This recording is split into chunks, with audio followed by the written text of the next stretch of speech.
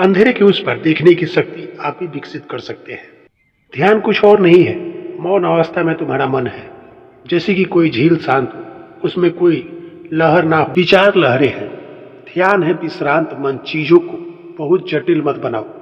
मन का कुछ ना करने की अवस्था में बस विश्राम पूर्ण होना ध्यान है। जिस क्षण तुम मौन और विश्रांत होते हो, उन चीजों के लिए जिन्हें तुम पहले कभी ना समझे थे, एक बड़ी गहन अंतर्दृष्टि और समझ तुम्हें आती है। कोई तुम्हें समझा नहीं रहा, बस तुम्हारी दृष्टि की निर्मलता ही चीजों को स्पर्श कर देती है।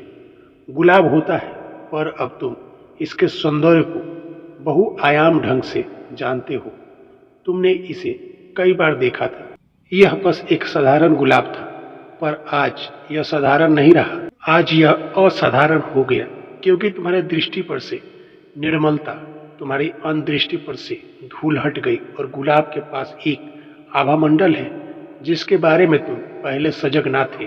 तुम्हारे चारों ओर, तुम्हारे भीतर, तुम्हारे बाहर की हर चीज सटीक सदृष्टि स्पष्ट हो जाती है, और जैसे जैसे समझ अपने अत्यांतिक बिंदु पर पहुंचती है, अपनी चरम सीमा पर प्रकाश का एक विस्फोट हो जाता है। तुम भली भांति जानते हो कि ऐसे पशु भी हैं जो अंधेरे में भी देख सकते हैं। उनकी आंखें अधिक स्वच्छ, अधिक पैनी होती है। तुम्हारी अंतर्दृष्टि इतनी पैनी हो जाती है कि सब अंधकार विलीन हो जाता है।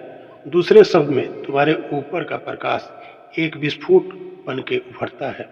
इसे संबोधि कहो, मुक्ति कहो, अनुभूति कहो, पर फिर भी तुम तो इसके बाहर ही होते हो। यह तुम्हारा अनुभव है और तुम अनुभव करने वाले हो। यह एक वस्तुगत अनुभव है। तुम तो एक आत्मचेतना हो। तुम जानते हो कि यह सब घट रहा है, इसलिए इसकी भी अतिक्रमण करके संबोधि के भी पार हो जाना है। उसे चोटी पर, उस एवरेस्ट पर केवल साक्षी भाव, बस शुद्ध साक्षित, किसी चीज के प्रति सजग नहीं है, किसी चीज के प्रति साक्षी नहीं, बस एक शुद्ध दर्पण किसी चीज को प्रतिबिंब करता हुआ नहीं है। यह सब सजीव रूप से संबोधित है। एक एक कदम चलो, दूसरा कदम फिर स्वतः ही आएगा।